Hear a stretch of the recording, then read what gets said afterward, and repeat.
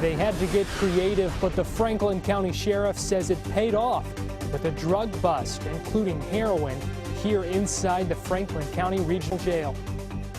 Keeping her memory alive, how a swim team is working on a lasting tribute for a teammate who died in a horrible crash. And why the search for Bigfoot has led a group of people to the mountains of eastern Kentucky. Tracking, alerting, protecting. This is WKYT News at 11. Good evening to you. The sheriff says it proves drugs are everywhere. Tonight, a Franklin County inmate faces some new charges.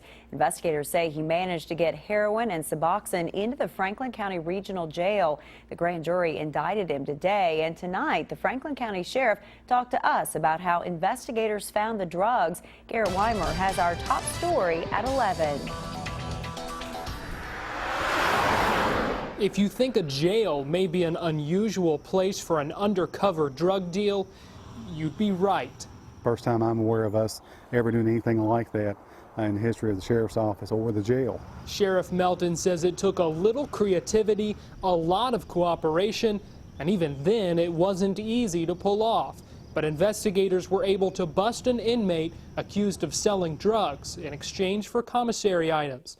Eric Collings now faces drug trafficking charges. Sheriff Melton says they got the drugs, heroin and Suboxone, through controlled buys inside the jail. He says they used e-cigarettes with serial numbers they could track to trade for the drugs. This is just another example of ingenuity on behalf of an inmate, but you also see ingenuity on behalf of the Franklin County Jailer Rick Rogers and Franklin County Sheriff's Office. After that, Melton says investigators and canines worked with jail staff to search every inch of the jail because he and the jailer won't tolerate drug activity behind cell doors. It's going to be a safe place for inmates to be, and it's going to be a drug-free place, period. In Franklin County, Garrett Weimer, WKYT.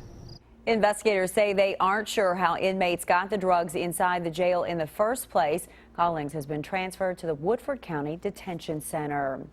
Tonight, we continue to track the investigation into a string of shootings around Lexington. Since Sunday, police say 9 people have been shot. 3 of them have died. The latest happened this morning at a home on Gerald Drive in the Winburn neighborhood. Police say someone fired shots through a bedroom window, killing Thomas Brown as he slept. They also say shots were fired through another window, but no one else in the home was injured. Brown's ex-wife says he was a Marine and a former VA employee. She says she can't think of anyone who would want to hurt him. He was always happy. Tom was always happy. Never done nothing to nobody. He was a good person, a good man. So far, Lexington police have not made any arrests in the case, and they have not released any information about possible suspects.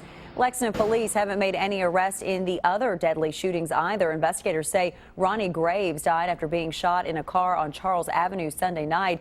His family tells us they want answers, and they want this wave of violence stopped. He hadn't even got out of his car, and then he's dead, you know, and then it's hard to tell your child that their father is not coming back because of some stupidity that could happen in anybody's family. A few hours before Graves was killed, police say his nephew Montez Graves was shot nearby on Whitney Avenue. He later died at UK Hospital. They want to make sure she is not forgotten. Tonight, a Central Kentucky swim team is asking for your help paying tribute to a teammate killed in a crash. 18-year-old Maddie Jackson died in February on Versailles Road in Lexington. Her team is raising money to honor her. And as Monique Blair tells us new at 11, they're halfway there. We lost our teammate. We lost our team captain. The moment you walk into the newly named Maddie Jackson Aquatic Center, you are reminded to practice like Maddie. Ready, go. 4 months ago today, 18-year-old Maddie Jackson was killed in a car accident on Versailles Road. Jackson was an avid swimmer for the Bluegrass Marlins Swim Club. Maddie was all about her teammates, and the programs that we got going here are things that would just warm her heart. Since Maddie's death, the Bluegrass Marlins Swim Club has raised money that will be used to make upgrades to the aquatic center, but also to help people, from young children to adults, learn how to swim, all in an effort to keep Maddie's memory alive. These monies might be reaching to people in places where they might not ever learn to swim. The Bluegrass Marlin Swim Club has raised about $13,000, and some of that money is going towards funding this Learn to Swim program.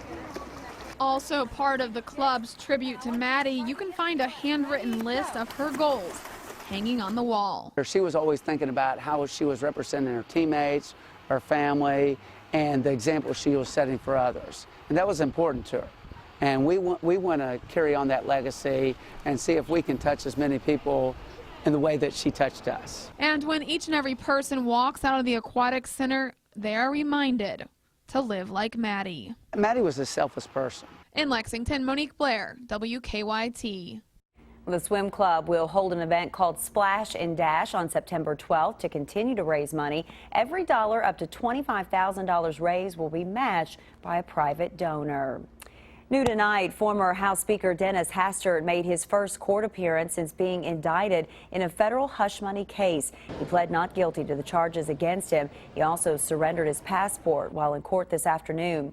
Investigators claim Hastert paid more than $3 million to keep someone from revealing a secret about past misconduct. Hastert could face 10 years in prison if convicted. Well, it looks like we are heading into a steamy stretch of weather here in the Bluegrass as those temperatures continue to climb. Chief Meteorologist Chris Bailey joins us now with an early look at your forecast. Hi, Chris. Hi, Amber. Some areas getting in on some toasty temperatures a little earlier in the day, but for a lot of us across central and eastern Kentucky, a few showers and storms kind of thwarting the heat a little bit, if you will, though it's going to crank up over the next couple of days. Late evening thermometers now showing up into the upper 60s to around 70 into parts of southern Kentucky. Notice the cool spot showing up is into Mount Sterling, 64 degrees, 69 Lexington, hello Frankfort at 68. Southern Kentucky, we are a little warmer because we still have a couple of spotty showers and thunderstorms to deal with around the Corbin area. Some of this action blew through London a little bit ago. Some locally heavy downpours right on top of Corbin, heading into Barberville across Knox County, parts of Clay County getting in on some of the action as well. This is the stuff that at 11 o'clock last night we were talking about the change in the forecast to include a little spotty stuff across the southern parts of the area. That's going to continue to drop its way onto the south. One lone little shower into parts of Breathitt County out there as well. What about your Wednesday forecast? Out the door in the morning, little fog around, could be dense at times. Lunchtime temperature 80. By tomorrow afternoon, we're going to steam it up into the upper 80s with a partly sunny sky. Amber, when I come back in a few minutes, we're going to show you about the heat ridge that's building in. We'll show you what a heat ridge is, and then we'll talk about thunderstorms that will ride around that heat ridge. 7-day forecast, minutes away. All right, Chris, thank you. Investigators have released the name of a man who died in a fiery crash on Interstate 75 yesterday. The Madison County coroner identified him as 52-year-old Jose Alberto Vizquera of Miami, Florida. The coroner says he died of blunt force trauma. Investigators say Vizquera was found dead underneath the Clays Ferry Bridge after a semi crashed and burst into flames. The coroner says he did not have any burn injuries.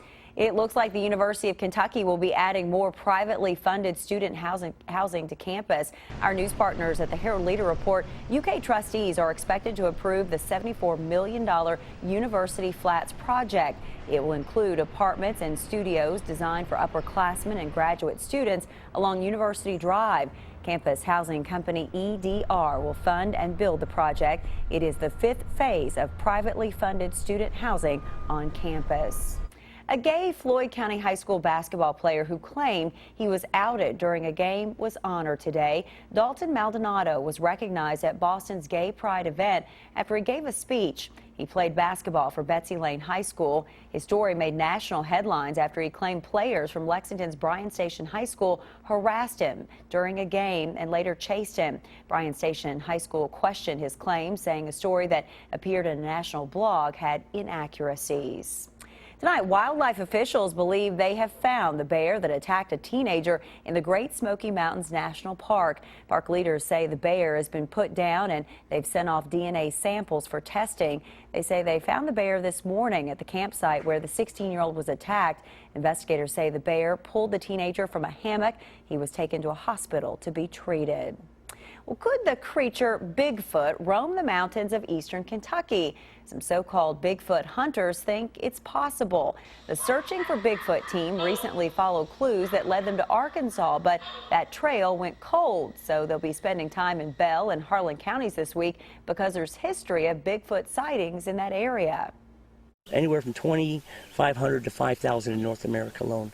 They're nocturnal creatures traveling and feeding at night, and the only time you're going to see them during the daytime is if you stumble into a sentinel that's guarding the pod, or there's a young male out looking for his own family, I guess. The Tri-State paranormal investigators from Middlesboro are also helping with the hunt. Members of the team say they don't want to capture Bigfoot, they just want to prove that it is real. Tonight, the search for 2 escaped killers is about to enter its 5th day in New York State, but there's still no sign of them. Today, police swarmed a town near a prison after people reported seeing 2 suspicious men. Jill Wagner has the latest on the search. Hundreds of law enforcement officers fanned out across a growing section of upstate New York in their search for 2 escaped killers. David Sweat and Richard Matt broke out of the maximum security Clinton Correctional Facility in Dannemora.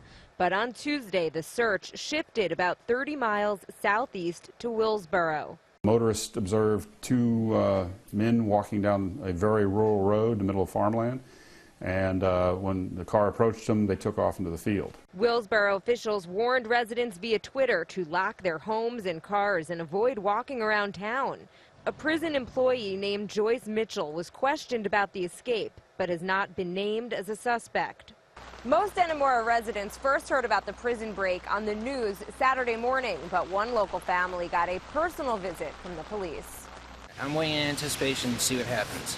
Nick Harris is Richard Matt's 23-year-old son. He says he's not surprised his father was able to break out.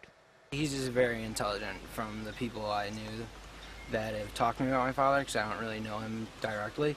Asked if he had a message for his father, Harris said no comment. Jill Wagner, CBS News, Dannemora, New York. Nick Harris also says he hasn't seen his father in about 8 years. Caught on surveillance video, police say 2 men stole a coin-operated machine from a Laurel County business. It happened last week at Spur Oil on US 25 East. The Laurel County Sheriff's Office says the video shows one man pretending to work on a car while the other unbolted the air machine, which is used to inflate tires. Police say the men drove the car to the back of the business, loaded the machine, and drove off. So far, police have not found those men. They say the machine is worth more than $1,500. Triple Crown winning trainer Bob Baffert is celebrating his big win by helping a Central Kentucky farm. He donated $50,000 to Old Friends Farm in Scott County. The farm is home to many retired thoroughbreds. Farm owners say they'll use the money to expand the farm. They rely on visitors and donations to keep the farm going, and they say $50,000 will go a really long way. All the money that we get is going directly to the horses. All $50,000 going directly to the care of the horses. Baffert also donated $50,000 to some other organizations that help horses or people in the thoroughbred racing industry.